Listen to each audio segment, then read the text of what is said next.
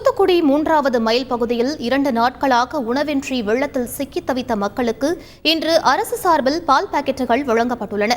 இதுகுறித்து எமது செய்தியாளர் இளையராஜா வழங்கிய கூடுதல் தகவல்களை தற்போது பார்க்கலாம். கடந்த 2 நாட்களாக தென் மாவட்டங்களில் பெய்த கனமழை திருநெல்வேலி, தூத்துக்குடி, கன்னியாகுமரி, நாகர்கோவில் பகுதியில் ரொம்ப பாதிக்கப்பட்டுச்சு. இதில் குறிப்பாக சொல்லணும்னா திருநெல்வேலி, தூத்துக்குடி மாவட்டம் ரொம்ப பாதிக்கப்பட்டுச்சு. நம்ம இருக்கிற படம் பார்த்தீங்கன்னா தூத்துக்குடி மாநகராட்சியில் மெயின் ரோடு 3வது மைல் பகுதியில் இருக்கும். இந்த மக்கள் பார்த்தீங்கன்னா இந்த சுற்றி தண்ணி ஃபுல்லாக சூழ்ந்துருச்சு. இந்த மக்களுக்கு அத்தியாவசிய பொருட்கள் 2 நாளாக கிடைக்காததாக கூறப்படுகிறது. நீல பார்த்தீங்கன்னா இந்த 3வது மைலில் மெயின் ரோட்டில் ஆவின் பாலங்கள் மூலமாக மக்களுக்கு இப்போ பால் பாக்கெட் கொடுத்துக்கிட்டு இருக்காங்க. இப்போ அந்த பகுதியை சேர்ந்த ஒருத்தர் நம்ம கூட இருக்காரு, கேட்கலாம். நீங்கள் எந்த ஏரியா, எங்கேருந்து வர்றீங்க, அதை பற்றி சொல்லுங்கள். முனியசாமி நகர் மெடிக்கல் காலேஜ் பின்புறம் இருக்குது. இப்போ ஒரு 3-4 நாளாகவே மழையினால உள்ள வெள்ளத்தில் மாட்டிக்கிட்டோம். இன்றைக்கி தான் மெயின் ரோடு கொஞ்சம் வர முடிகிற அளவுக்கு தண்ணி முட்டை அளவுக்கு இடுப்பு அளவுக்கு இருக்குது. அதில் வந்திருக்கோம். பால் எதுவும் கிடைக்குமான்னு ஆவின் பால் கொடுத்துக்கிட்டு இருக்காங்க. எவ்வளோ நாள் வாங்கிக்கலாம். ஆனால் அங்கே தெருவுக்குள்ளே கடைகள்லாம் இருக்குது. இது ஜாமான் ஒன்றும் பொருள் கிடைக்கல. அத்தியாவசிய பொருள் காய்கறி எதுவுமே கிடைக்கல. மெயின்லேயும் மார்க்கெட்லேயும் கடைகள் இன்னும் திறக்கலை. பஸ்ஸு எதுவுமே ஓடலை. ரொம்ப கஷ்டத்தில் தான் இருக்கும். யாருமே வந்து பார்க்கவும் இல்லை எங்கள் ஏரியாவுக்கு. ஒரு கவுன்சிலர் கூட வரல, ஏரியா கவுன்சிலர் கூட இன்னும் வரல. ஆனால் ரோட்டுக்கு பூரா தண்ணி முட்டை அளவுக்கு தண்ணி, இடுப்பு அளவுக்கு தண்ணியில் தான் மக்கள் இருக்காங்க.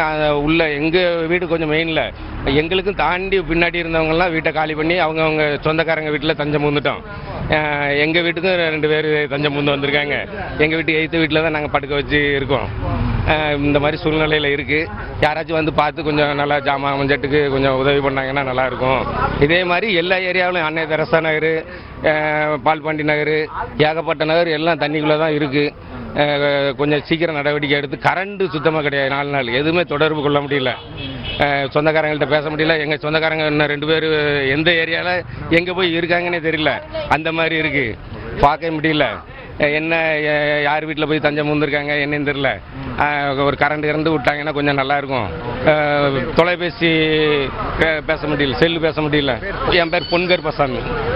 ஆனால் நீங்கள் சொல்லுங்கள், நீங்கள் எங்கேருந்து வரீங்க? இப்போ பால் பாக்கெட்லாம் கிடைக்குதா? ஒருத்தருக்கு எத்தனை பால் பாக்கெட் வாங்கிக்கலாம்? உங்கள் பகுதியில் இப்போ தண்ணீர் எப்படி இருக்குது? உங்கள் குடும்பத்தால் எப்படி இருக்கு? மக்கள்லாம் எப்படி நிலைமையில் இப்போ இருக்காங்க? அதை பற்றி சொல்லுங்கள். நான் கணேசர் வீட்டுக்கிட்ட இருக்கேன்.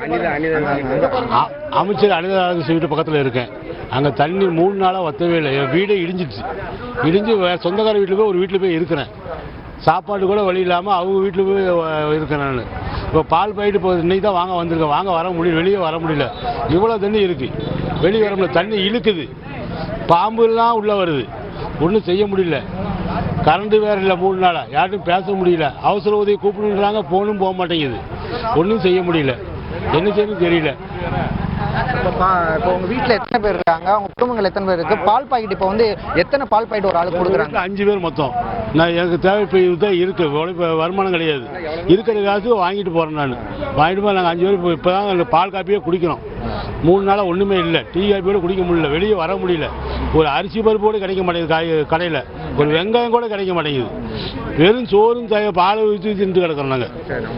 என் பேர் இளங்கோ, கணேசர். இப்போ பார்த்தீங்கன்னா தொடர்ந்து பார்த்தீங்கன்னா இந்த பகுதி மக்களுக்கு பால் பாக்கெட் விநியோகம் பண்ணிக்கிட்டு இருக்கு. ஒரு போதுமானே.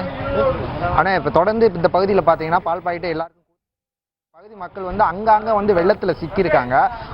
அவங்களான இடத்துக்கு இந்த பால் பாக்கெட் போகணும்னு தான் அந்த மக்களோட கோரிக்கையாக இருக்குது. பிரதான கோரிக்கை என்னென்னு பார்த்தீங்கன்னா மின்சாரம், இணையதளம், இந்த மாதிரி தண்ணி, பால் பாக்கெட் தான் ரொம்ப மக்கள் கோரிக்கையாக இருக்குது. அரசாங்கம் அதை அவங்க இடத்துக்கே போயிட்டு அவங்களுக்கான பொருட்களை கொடுக்கணும் என்று இந்த பகுதி மக்கள் கோரிக்கை வைத்துள்ளனர்.